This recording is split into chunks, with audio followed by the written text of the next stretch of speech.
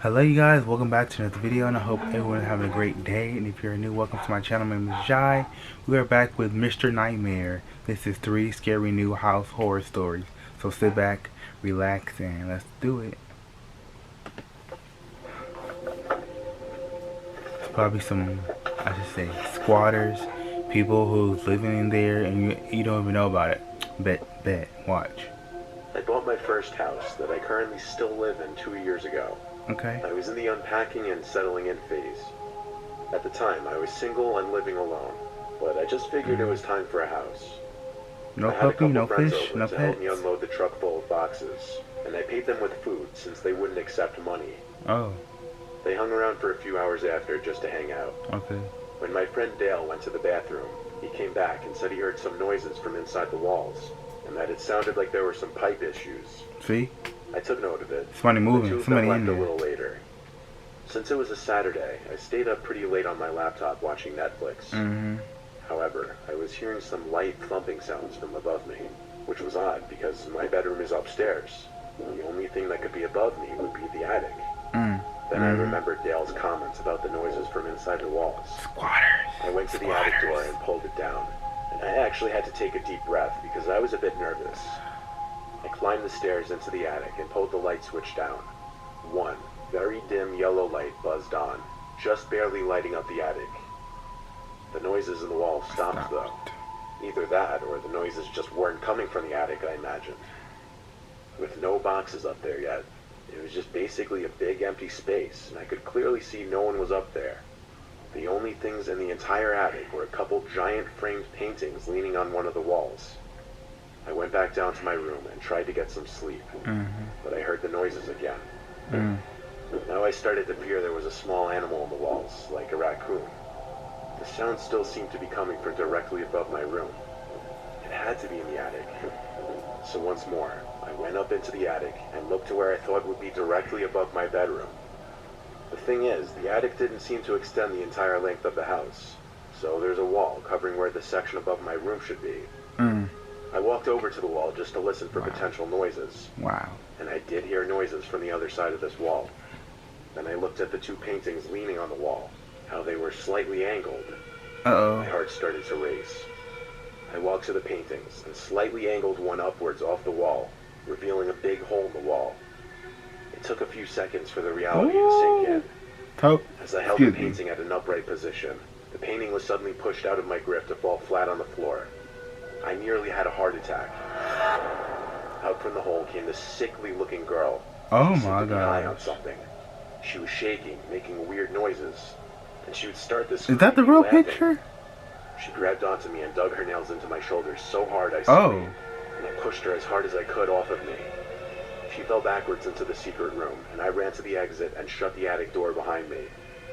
I locked myself in my room as I called the police and reported that a crazy, dangerous person was in my attic. Cops arrived within 5 minutes. 3 cop cars ended up pulling up, and there were a total of 5 police officers in my house. Did they get her? 4 of them went into the attic. Did they get her? And I heard the struggle. The girl screamed like a creature, and it sounded like she was Great. trying to attack the officers, Oh. which led to her getting tased. They finally managed to get her in cuffs and carry her out of the attic and outside to one of the cars. Well, I told The you. girl had to be like anywhere from 25 to 35 years old. But like I said, she looked sickly. While the Sickly. officers were still in the house, I went into the attic to examine the secret room. Inside was a pile of blankets, a dirty pillow, a lot of food wrappers, and human waste in one corner. Ugh. It seemed as though this girl had been up there for a long time. It was truly a nightmare to discover this on my first night in my new house. The girl was taken to a nearby psychiatric center to get her the help she needed. She better get the proper help she needs to. Up in my new house, up in my new crib that I got, my new space, my new house. My dad helped me buy my first house when I was 28. I was never spoiled, but my dad always had a lot of money. And when I wanted a house, he lent me a large amount of cash. The previous owners of the house were an elderly couple. As far as I know, the husband died many years before I moved in. Oh. The wife died just a few weeks before I bought the house. Oh.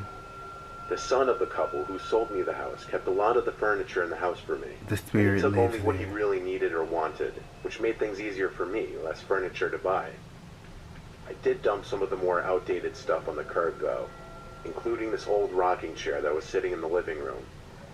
A lot of the furniture just had an older, creepy vibe that I didn't Well, I want in the couldn't house. keep the couches. I gotta get me The a next fresh day, I was couch. cleaning out more junk in the upstairs section of the house for most of the day. Anything I lay A lot on. of it was heavy lifting, so I'd take breaks in between, and this ate up most of the day. I didn't really get an ounce of sleep the night before, as I have a mild form of insomnia which affects me certain nights.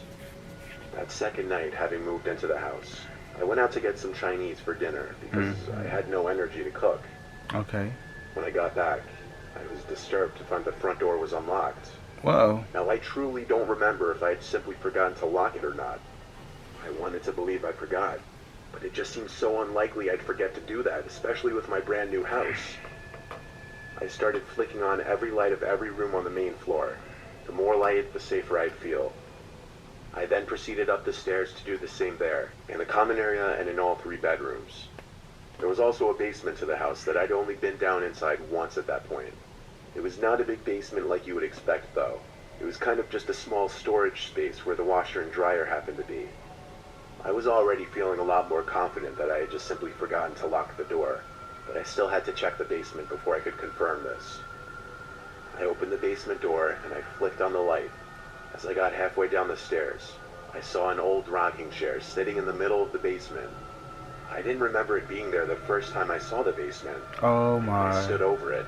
I could swear it was the same rocking chair I had thrown away the night before. If not the same one, at least an identical one.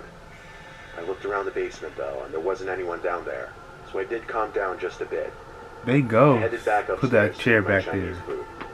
I remember leaving the basement door cracked open though, which sat right next to the kitchen, and I started hearing rickety, creaking sounds from downstairs. I ran to the basement door and I tried to turn on the light, The but house it is wouldn't turn on haunted. this time. All I could think was, what the hell was that noise? I went to the kitchen to grab my flashlight from under the sink, and I went a quarter of the way down the stairs with the flashlight beaming down to the bottom, and I saw the rocking chair moving. By itself. Someone was sitting in it. Who? It was an old woman with gray, curly hair, glasses, and she was dressed in a pink nightgown. Her head slowly turned to be looking up at me. I gasped and left the basement, closing the door this time. I don't know what I was immediately thinking at that point. All I knew was I had to call the police. But when they came, they searched the whole basement with me, and we didn't find anyone. There were also no hidden compartments or exits down there where It's she could have it's escaped a ghost. through. At a certain point, the cops started looking at me like I was crazy. I knew it. And pretty soon they left. I had the contact details of the son of the couple who owned the house before me. So I called him up around 8 or 9 p.m. and described the lady to the best of my ability. That was his mom. He sounded shook and started to cry over the phone and said I just perfectly described his mother and her favorite nightgown. He said he'd be Ooh. right over. I just got We the to chills, house no within the lie. hour, and we went downstairs together. He seemed to be in shock the whole time. I could see his hands shaking. He ended up leaving with the rocking chair after a while of talking with me and being very emotional. It may have been emotional for him, but it was the scariest thing I could have possibly ever witnessed with my own eyes. It still stands to be. I kept the basement door locked 24/7 after that, and I'd be scared to do laundry for months. But after half a year of nothing happening, it wasn't that bad. I only lived in that house a year and a half, though. Get some sage, my brother. I mean, yeah, how can an older lady carry a rocking chair?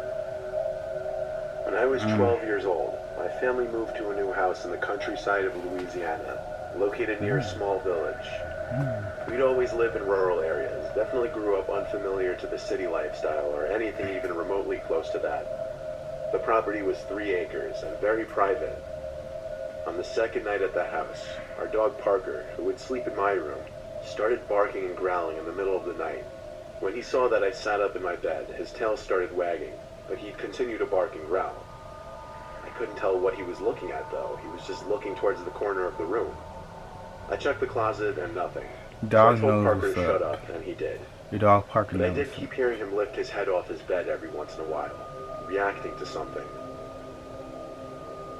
The next day, an older man came and knocked on the front door.